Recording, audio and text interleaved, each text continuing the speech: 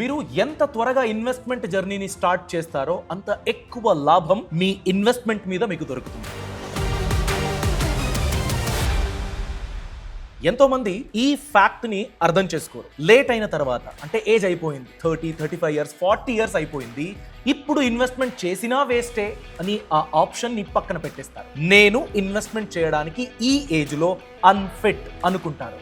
అది completely wrong అండి. అందుకే నేను రైట్ టైంలో ఇన్వెస్ట్మెంట్ స్టార్ట్ చేయలేదు అని డిమోటివేట్ అవ్వకండి. ప్రాక్టికల్ గా ఎలా అప్రోచ్ అవ్వాలి, ఇప్పుడు నా ఏజ్ 40 అయితే ఎలాంటి ఇన్వెస్ట్మెంట్ స్టెప్స్ ని నేను పాటించవచ్చు, ఒకవేళ నా ఏజ్ 25 అబ్బా నేను ఇప్పుడు స్టార్ట్ చేస్తానంటే కలిగే లాభాలేంటి, ఈ కంపారిజన్తో పాటు ప్రాక్టికల్గా మీరు ఎలా ఇన్వెస్ట్మెంట్ని అప్రోచ్ అవ్వాలో ఈ వీడియోలో నేనైతే క్లియర్గా తెలియచేస్తాను. అందుకే ఈ వీడియోని ఎండ్ వరకు తప్పకుండా చూడండి. ఇప్పటిదాకా మన యూట్యూబ్ ఛానల్కి సబ్స్క్రైబ్ అవ్వకపోతే ఇప్పుడే సబ్స్క్రైబ్ అవ్వండి, బెల్ ఐకాన్ తప్పకుండా క్లిక్ చేయండి. నమస్కారం, నేను అభిషేక్ రామప్ప. ఇన్వెస్ట్మెంట్ అనే వర్డ్ విన్న వెంటనే మీరు అండర్లైన్ చేసుకోవాల్సిన చాలా ఇంపార్టెంట్ విషయం ఏంటో తెలుసా?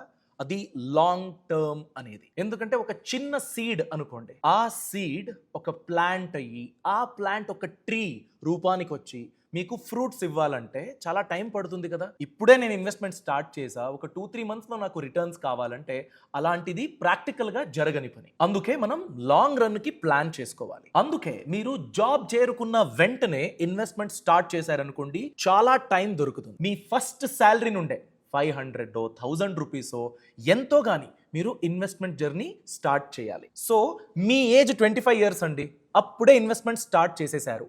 రిటైర్మెంట్ వరకు మనం లెక్కిస్తే almost 35 years of investment period మీకు దొరుకుతుంది. ఒకవేళ మీ ఏజ్ ఇప్పుడు 35 అనుకోండి, మీకు దొరికే ఇన్వెస్ట్మెంట్ పీరియడ్ ఎంత? 25 ఇయర్స్. ఒకవేళ మీ ఏజ్ 40 ఇయర్స్ అయితే మీకు దొరికే ఇన్వెస్ట్మెంట్ పీరియడ్ ఎంత?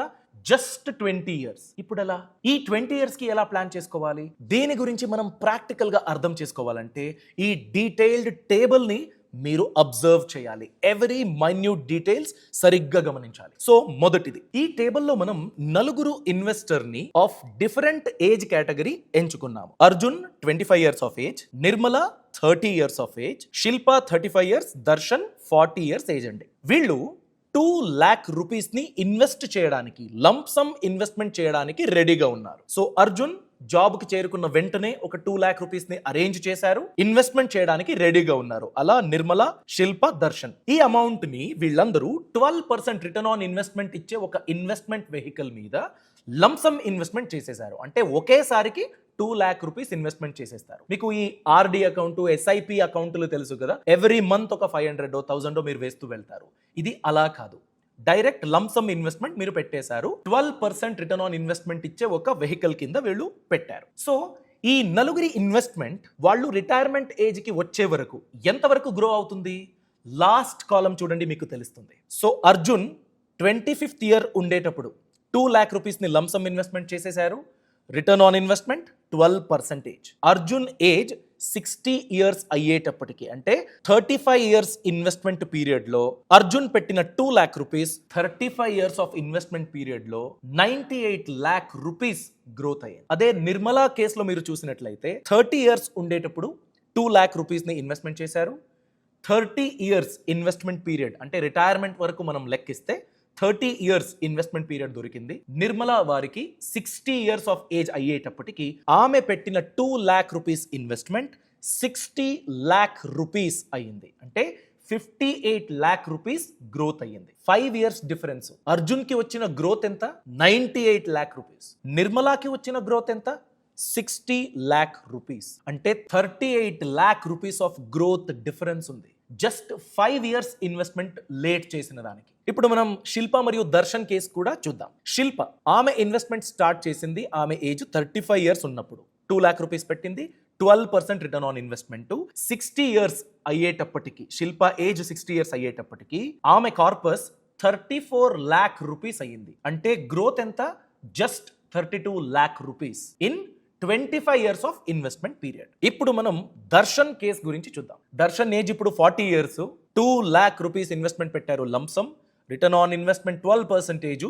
ఓవరాల్గా 60 ఇయర్స్ చేరుకునేటప్పటికి just 20 lakh rupees corpus build అయింది. Investment 2 lakhs, growth 18 lakh rupees. అంటే 5 years మాత్రమే వీళ్ళ ఇన్వెస్ట్మెంట్ పీరియడ్కి ఉన్న డిఫరెన్స్. బట్ గ్రోత్ మీరు చూడండి, 25 yearsలో అర్జున్ ఇన్వెస్ట్మెంట్ స్టార్ట్ చేశారు 2 lakh rupees, but final output 1 crore rupees. Nirmala start చేసింది 30 years ఉన్నప్పుడు 2 lakh rupees investment, overall corpus 60 lakh rupees. Shilpa 35 years ఉన్నప్పుడు ఇన్వెస్ట్మెంట్ స్టార్ట్ చేశారు, final corpus 34 lakh rupees. Darshan 40 years age ఉన్నప్పుడు investment start చేశారు, final corpus 20 lakh rupees అయ్యింది. ఎంత త్వరగా మీరు ఇన్వెస్ట్మెంట్ స్టార్ట్ చేస్తే అంత పెద్ద అమౌంట్ అన్నది అవుతుంది. ఇది ఓవరాల్ మనకు రావాల్సిన అండర్స్టాండింగ్. ఇప్పుడు మనం చేయాల్సిన పని ఏంటంటే, దర్శన్ ఉన్నారు కదా, లేకపోతే శిల్ప ఉన్నారు కదా, వీళ్ళ ఏజ్లో ఒకవేళ మీరు ఇన్వెస్ట్మెంట్ స్టార్ట్ చేయాలనుకుంటే ఎలా ప్రాక్టికల్గా ప్లాన్ చేసుకోవాలి అంటే మీరు డీమోటివేట్ అవ్వాల్సిన పనే లేదు. సో ఇప్పుడు మనం ప్రాక్టికల్గా చూద్దాం. ఒకవేళ మీ ఏజ్ 35 or 40 years అయిపోయింది అనుకోండి, రిటైర్మెంట్కి ఉన్నదే 20-25 years, ఇప్పుడేం ఇన్వెస్ట్మెంట్ చేయగలుగుతాను అనేటట్లుంటాయి.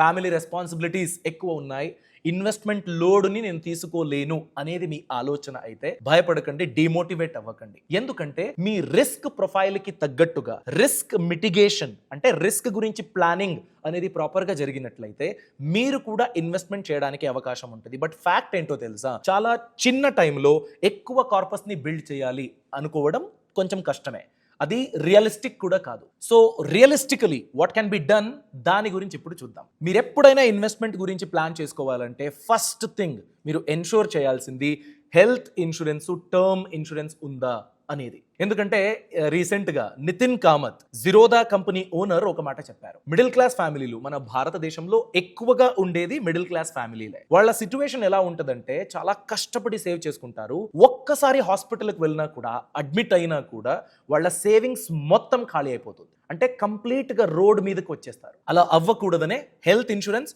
మరియు టర్మ్ ఇన్సూరెన్స్ మీరు తీసుకోవాలి. ఈ హెల్త్ ఇన్సూరెన్స్ తీసుకునేటప్పుడు మీ ఫ్యామిలీ మీ మీద డిపెండెంట్ అయి ఉంటే ఫ్యామిలీ ఫ్లోటర్ హెల్త్ ఇన్సూరెన్స్ ఆప్షన్ని మీరు ఎంచుకోవచ్చు. ప్రాపర్ కవరేజ్ ఉందా, దానికి కూడా సఫిషియంట్ కవరేజ్ ఉందా అనేది కూడా మీరు చూసుకోవాలి. అండ్ హెల్త్ ఇన్సూరెన్స్ మాత్రమే సరిపోదు.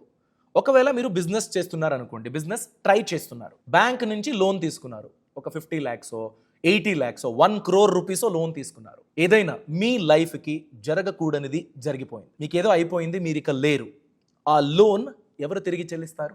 దాని గురించే టర్మ్ లైఫ్ ఇన్సూరెన్స్ మీరు ఎంచుకోవాలి. సో దాట్ మీ కమిట్మెంట్ ఎంత పెద్దదై ఉంటుందో టర్మ్ ఇన్సూరెన్స్ కవరేజ్ కూడా అంత పెద్దదై ఉంటుంది. ఫర్ ఎగ్జాంపుల్, మీరు 50 lakh బిజినెస్ లోన్ తీసుకున్నారు, టర్మ్ ఇన్సూరెన్స్ ప్రోడక్ట్ ని ఎంచుకున్నారు అనుకోండి, ఒక 1 crore రూపీస్ కవరేజ్ కలిగిన ఒక టర్మ్ ఇన్సూరెన్స్ ని మీరు ఎంచుకున్నట్లయితే ఎవ్రీ ఇయర్ 10,000 to 15,000 రూపీస్ మీరు ప్రీమియం పే చేసినట్లయితే 1 crore కవరేజ్ కలిగిన టర్మ్ ఇన్సూరెన్స్ ని మీరు ఎంచుకోవచ్చు. ఏజ్ కి తగ్గట్టుగా ఆ ప్రీమియం అనేది వేరీ కూడా అవుతుంది, దాన్ని మీరు చూసుకోవాలి. ఈ టర్మ్ ఇన్సూరెన్స్ ప్రోడక్ట్ ఉంటే మీకు ఏదైనా జరగకూడనిది జరిగితే మీరు లేరు మీ ఫ్యామిలీని చూసుకోవడానికి, అప్పుడు ఈ 1 crore రూపీస్ మీ ఫ్యామిలీకి మీరు ఎవరైతే నామినీగా పెడతారో వాళ్ళకి దొరుకుతుంది. సో 50 lakh లోన్ని తిరిగి చెల్లించి మిగిలిన 50 lakhsలో వాళ్ళు అట్లీస్ట్ ముందుకు వెళ్ళడానికి ప్లాన్ చేసుకోవచ్చు. ఎన్ని కోట్లు ఇచ్చినా మిమ్మల్ని ఎవరు రీప్లేస్ చేయలేరు. Emotionally nobody can replace you. But me responsibilities ఏదైతే ఉందో, మీరు తీసుకున్న లోడ్ ఏదైతే ఉందో, అది మీ ఫ్యామిలీని